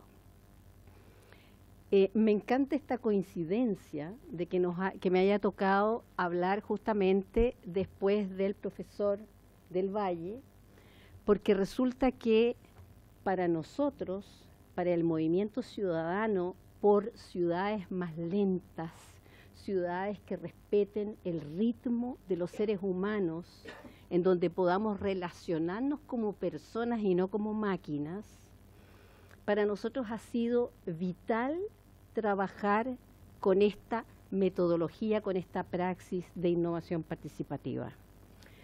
Ustedes pueden ser testigos, como todas las personas que habitan este país, de que ha habido un cambio tremendo en el tema del avance de la bicicleta, de la aceptación social de la bicicleta, del prestigio del ciclista y de la bicicleta, que ya no es mirado como un paria en Chile, sino que ya es hasta casi que ser cool el ir en bicicleta, ¿cierto?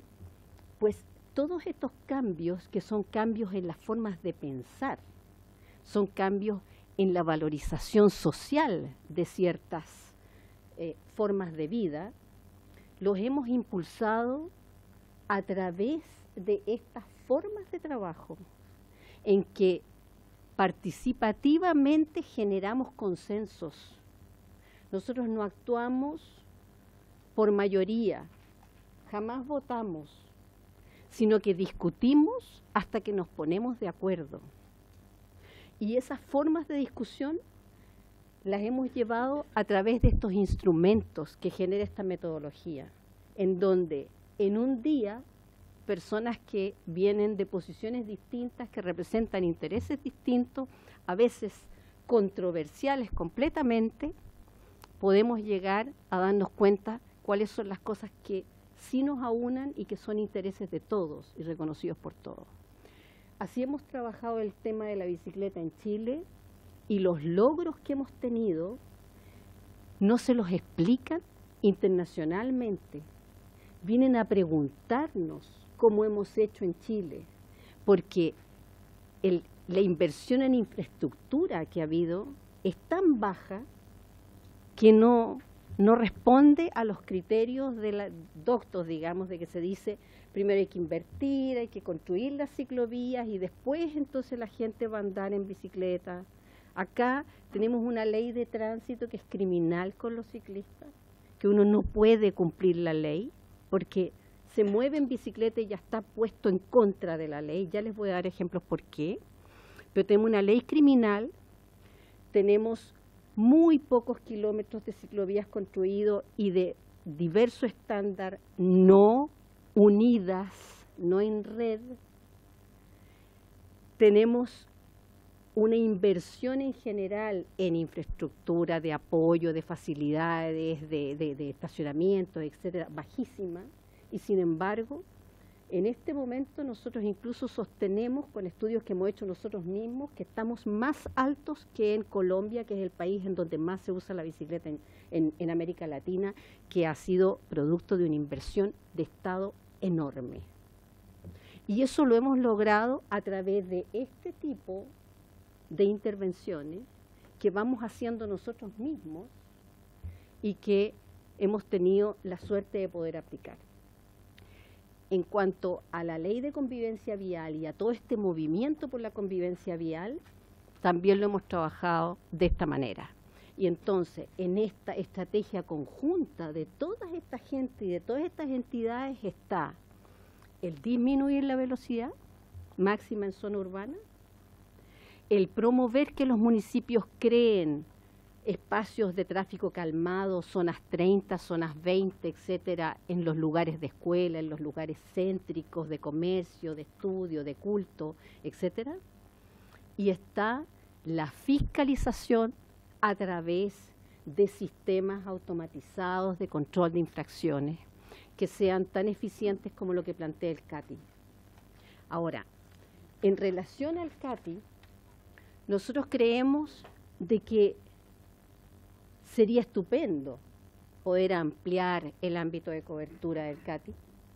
Sería estupendo poder determinar que los fondos recaudados se destinen de alguna manera a cambiar las formas, a quebrar tendencias, a hacer que la movilidad sostenible y activa tenga más preponderancia, etcétera.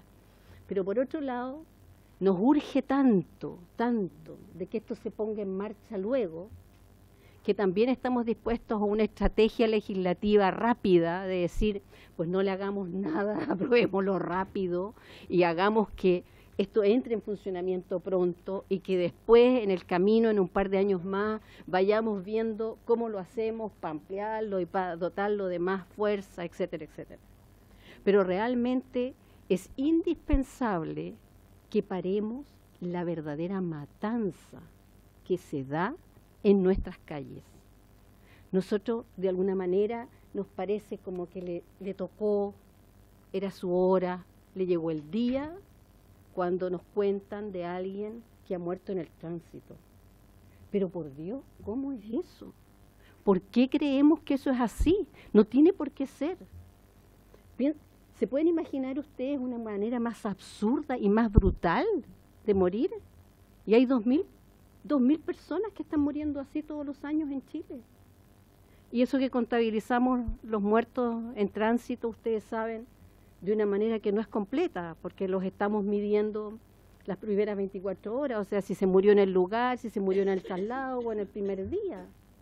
Pero la verdad es que las consecuencias, hay países que los siguen 6 meses y pueden determinar que fue producto de. Me disculpa un segundo, voy a prorrogar 5 minutos para que termine su presentación y le demos unos minutitos a la ministra. Muchas gracias. Bueno, en resumidas cuentas, como Red Nacional por la Convivencia Vial, de verdad estamos interesadísimos en que este proyecto se apruebe rápido, se ponga en marcha y que luego vayamos evaluándolo y vayamos mejorándolo. Eso, muchas gracias. Muchas gracias por su presentación. Ministra, sí que... Tengo una presentación, creo que me tengo que... Tenemos 5 minutos, ministra. Tal vez no alcanzo a hacer la presentación. Sí. Entonces voy a... por la tarde de acá. Y la dejo, de todas maneras, para que ustedes la tengan. ¿Sí? Una pequeña... Tenemos 2 alternativas. Ministra, díganos usted. Y lo voy a dejar a la ministra. Porque también podríamos tomar acuerdo, señora presidenta, perdone la interrupción, sí, diputada, de empezar a votar si es que no hay más invitados la próxima semana. Queda un invitado y tomamos el acuerdo de invitar al ministro de Obras Públicas la próxima. Pero el secretario me propone que podemos, la última persona, recibirla la próxima semana y fijar fecha para indicaciones. Recibir al ministro de Obras Públicas y continuar con la discusión en particular después. Yo creo que eso es lo más eficiente hasta este momento. Y propuesta con respecto a la participación. Ministra, yo preferiría, si fuera posible... El micrófono, por favor. Perdón. Explicar algunos puntos que son de contexto y hacer la presentación rápidamente para cerrar los temas, porque hay respuesta a varias de las inquietudes que se han planteado. Entonces me gustaría por lo menos que quedara la opinión del Ejecutivo registrada. Antes de partir con la presentación, quería tomar algunos temas que, como digo, son un poco conceptuales, pero si hacemos memoria, a 25 o 30 años atrás, se fumaba en espacios cerrados, los autos no tenían revisión técnica, uno no atravesaba por pasos peatonales, pasaba por cualquier parte, se tomaba y se manejaba, había poquitos semáforos, los niños viajaban en asientos adelante y atrás, y por ejemplo uno podía fumar mientras manejaba. Todas esas cosas eran comportamientos normales hace algún tiempo. Por una razón muy curiosa que a mí me cuesta mucho entender, todos esos son comportamientos que amenazan la seguridad personal y sin embargo todos ellos han tenido que ser regulados a través de leyes. No existe lamentablemente el instinto de la autoprotección que hubiera transformado estas conductas si no hubiera sido porque se estableció una regulación para ellas. Y es muy raro eso, porque si uno dice atravesar la calle era casi un acto suicida y la gente atravesaba, y esa era la cantidad de muertos que teníamos también. Entonces quiero plantear la necesidad de tener herramientas de regulación, porque hay una profunda huella de casos en que estas conductas no cambian solo con campaña. Ahora, por supuesto que nadie fuma en espacios cerrados, todos atravesamos en el paso peatonal, los niños se sientan en el asiento de atrás, uno cambia la conducta y probablemente ahora ya no la cambia porque le van a pasar un parte. Pero sin esta regulación, esas conductas no habrían cambiado como lo han hecho. Ni tendríamos, por ejemplo, con la revisión técnica, la calidad del parque vehicular que tenemos. Si uno mira los vehículos en otros países, se nota la diferencia de la calidad del parque con el que cuenta Chile. Eso por un lado. Por otro lado, el tema de seguridad ha sido transversal y ha atravesado muchos gobiernos. Y yo veo muy pocas diferencias en la urgencia con que se plantea el tema. Y casi ninguna, si no ninguna, digo casi porque no me acuerdo de alguna, y podría verla, en las prioridades y la necesidad de acción. Eso es transversal y uno junta todo el material desde lo que mostró Alfredo del Valle hasta ahora y va a encontrar consistentemente mensajes muy similares y mensajes de llamando a la urgencia de acción. También, y como tercer punto como de contexto, es que aquí estamos hablando de un paquete de cosas y tal vez eso va a lo sistémico. Está la ley de convivencia vial que obliga a los ciclistas, por ejemplo, a bajarse a la calle. Y por eso es que es tan importante la reducción de velocidad. Ministra, me disculpa un segundito. ¿Sí? Vamos a prorrogar hasta que termine la presentación la ministra, ¿les parece? Gracias. Esta obligación de los ciclistas, esa ley ya está publicada, que obliga a los ciclistas a bajarse de la vereda. Es indispensable para evitar más muertes bajar la velocidad de los vehículos, porque ahora los ciclistas van a estar conviviendo estrechamente con los vehículos. En los lugares donde hay ciclovías, por supuesto que no, y eso es a lo que apuntamos. Pero mientras no tengamos la cobertura de ciclovías masiva que necesitamos, esta va a ser una convivencia en la calle, y eso expone a los vehículos más vulnerables, ni vehículos, o sea, la bicicleta, pero también a los peatones, y se requiere este control de velocidad. No solo se requiere la baja de velocidad que estamos planteando, que acaba de ser votada en la sala del Senado, sino se requiere también el control, por la misma razón que acabo de explicar antes. Existiendo la conciencia de que son conductas de riesgo, no hay un cambio cultural que ocurra solo por la alerta de que esa es una conducta de riesgo. Y por eso tener estos mecanismos de control ayuda mucho, porque genera el cambio que necesitamos y tal vez después eso se estabiliza solo, pero la modificación hay que hacerla con un empujón regulatorio. Y a eso apunta también el CATI. El CATI, ojalá no tuviéramos que tener toda esta regulación, pero sin ella este tipo de cambio no ocurre. Y como vemos, ha habido un beneficio importante de evitar muertes, pero seguimos teniendo en promedio 5 personas diarias que mueren por accidente de tránsito. Y de ellos el 30% corresponde a eventos derivados de alta velocidad.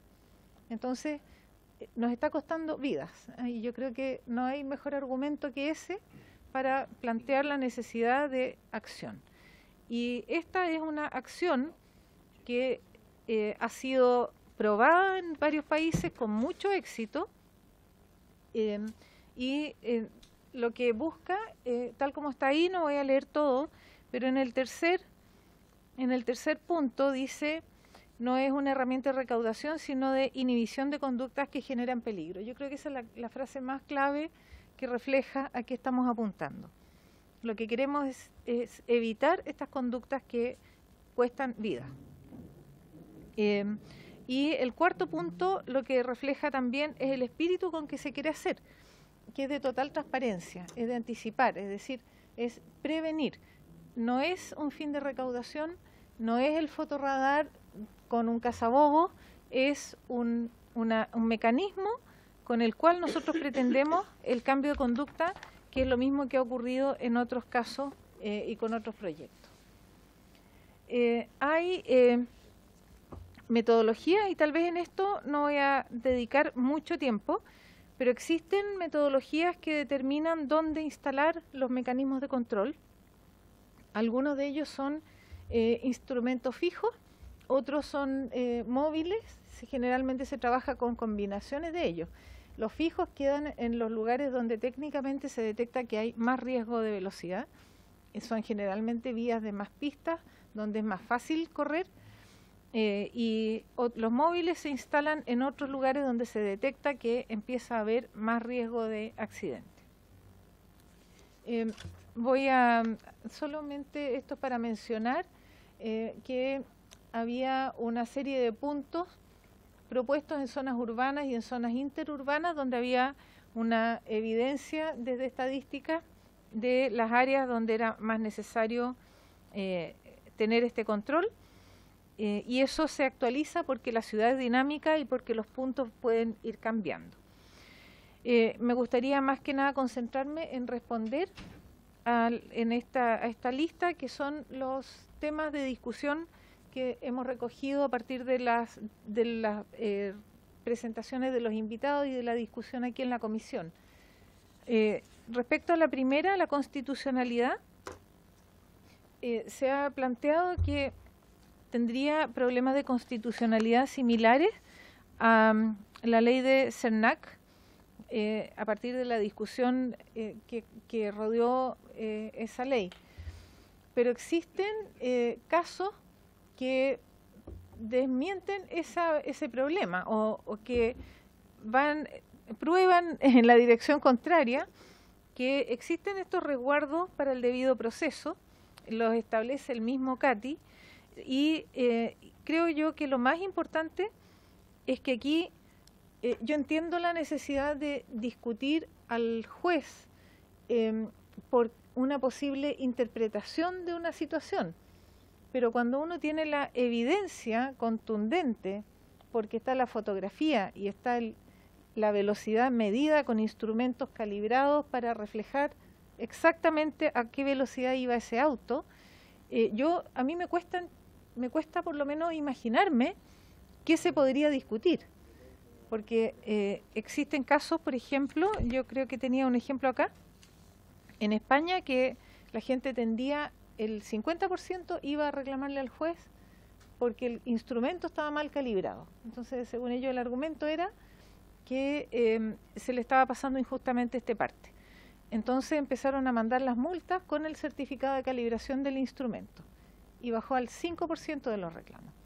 Entonces existe una tendencia también de ir a sacarse el parte de la multa, que es universal y que lo más probable es que aquí también ocurra.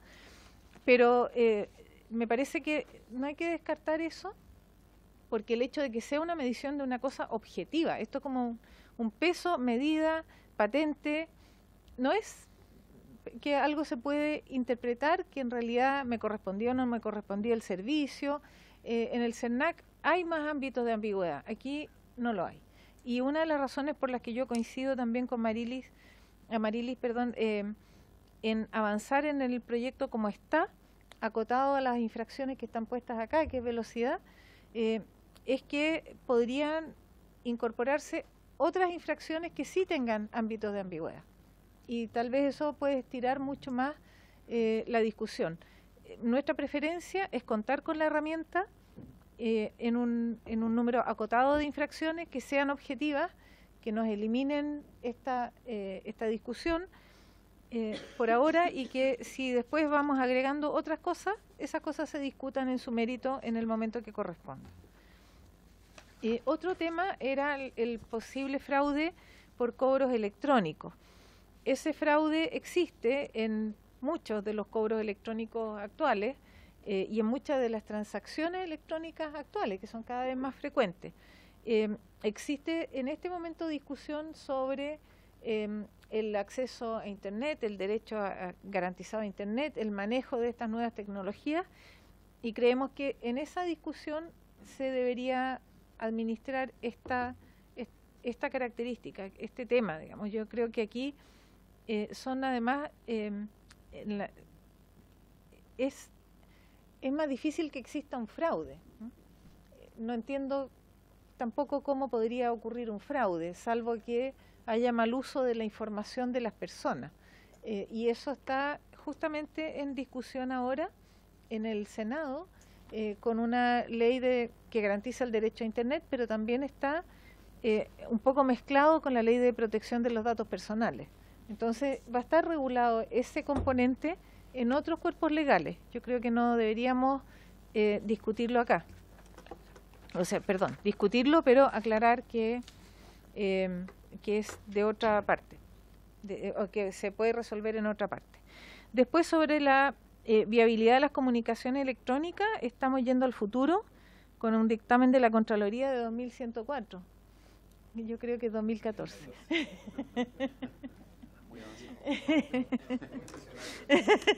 Es tan anticipado mi jefe de gabinete, por Dios. Estoy aprendiendo las mañas del presidente, que nos corrige todos los números. También las comunicaciones electrónicas en el procedimiento judicial existen, y desde ahora, o sea, sin duda se pueden perfeccionar dentro de lo que está en el proyecto, pero desde ahora uno puede considerar que los partes empadronados están dentro de esta misma característica, y uno los recibe, los paga por internet, uno ni se entera que podía ir al juzgado de policía local, o que llega una citación, pero justo en la misma citación dice que si uno paga antes tiene un descuento. Entonces tampoco es un trámite que se considere obligatorio en esos casos, porque ellos tienen la evidencia, igual que cuando estacionan mal y dice dónde y en qué fecha. O sea, no hay cómo rebatir esa información que sustenta el parte. Después, la multiplicación de infracciones.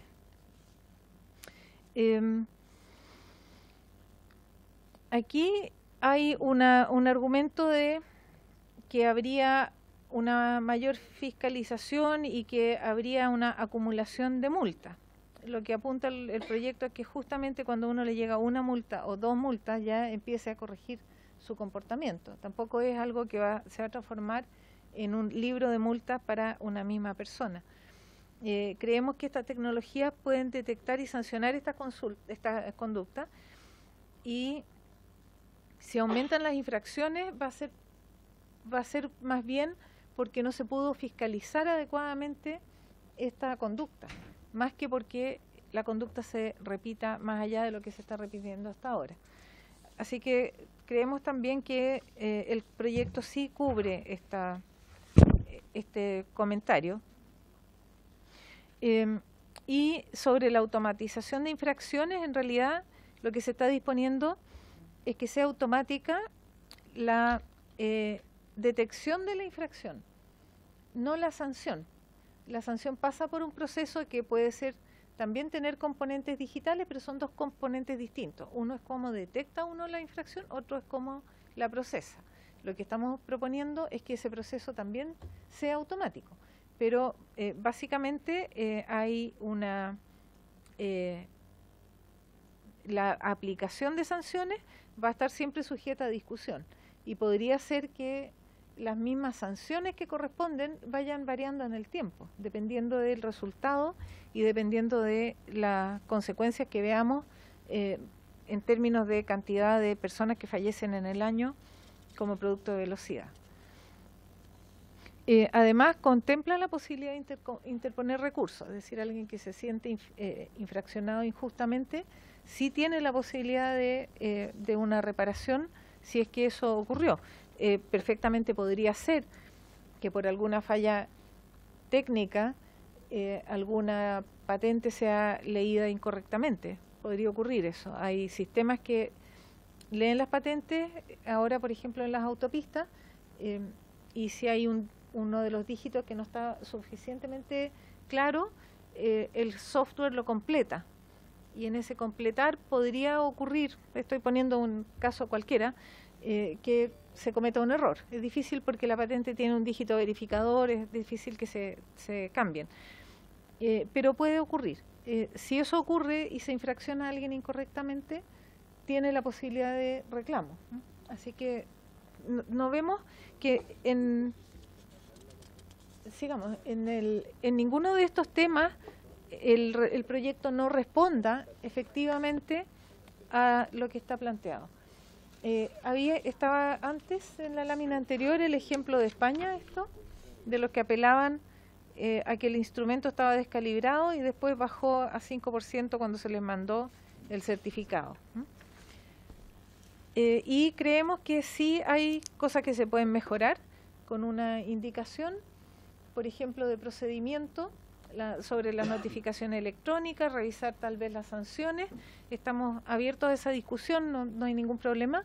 Lo que sí quisiéramos es reforzar la necesidad de que exista esta capacidad de control y especialmente los mecanismos de fiscalización que nos amplían significativamente la efectividad de la reducción de velocidad a la que estamos apuntando, particularmente cuando anticipamos un escenario, y yo creo que aquí hay una responsabilidad del Ejecutivo y también del Poder Legislativo, en el sentido de sintonizar con las fuerzas sociales. Y las fuerzas sociales van muy claramente dirigidas a mayor circulación de peatones y de ciclistas en las calles, mayor uso del espacio público, y esto apunta a que ese mayor uso del espacio público y de la vialidad urbana sea seguro para las personas. Las personas quieren disfrutar y vivir mejor en las ciudades, y esto también apunta a eso, a que se puedan disfrutar las ciudades en mejor forma. Creo que eso es lo que estamos planteando, y en las oportunidades de mejora también están estas últimas que tienen que ver con la calibración de los equipos, que como digo es uno de los argumentos que se han planteado, pero no tenemos ningún problema en discutirla y perfeccionar lo que sea necesario, manteniendo el espíritu del proyecto como instrumento de fiscalización. Muchas gracias. Gracias, ministra. ¿Alguien quiere hacer alguna consulta? Bueno, una de las inquietudes, ministra, era si el proyecto ustedes lo encontraban en realidad así bien, pero veo que van a presentar indicaciones al proyecto. Van a presentar indicaciones porque desde que se presentó la primera vez hasta ahora, también hay aspectos que creemos que se pueden mejorar. Que serían en línea, pero sí, la base que es importante porque es un proyecto que como se destinan recursos, para nosotros es más complejo presentar indicaciones porque serían todas rechazadas, no, la gran mayoría. Presentaríamos nosotros para perfeccionar estos puntos que pusimos en... sí, vamos a discutir aquí. Sí, por supuesto. Gracias. Bueno, agradecer a la ministra y al subsecretario que me pusieron asesor aquí delante, don José Luis Domínguez. Muchas gracias por estar, y sus asesores, por supuesto. Muchas gracias por acompañarnos. Muchas gracias.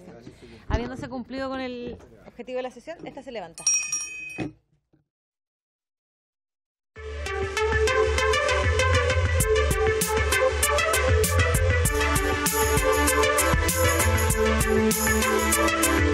Thank you.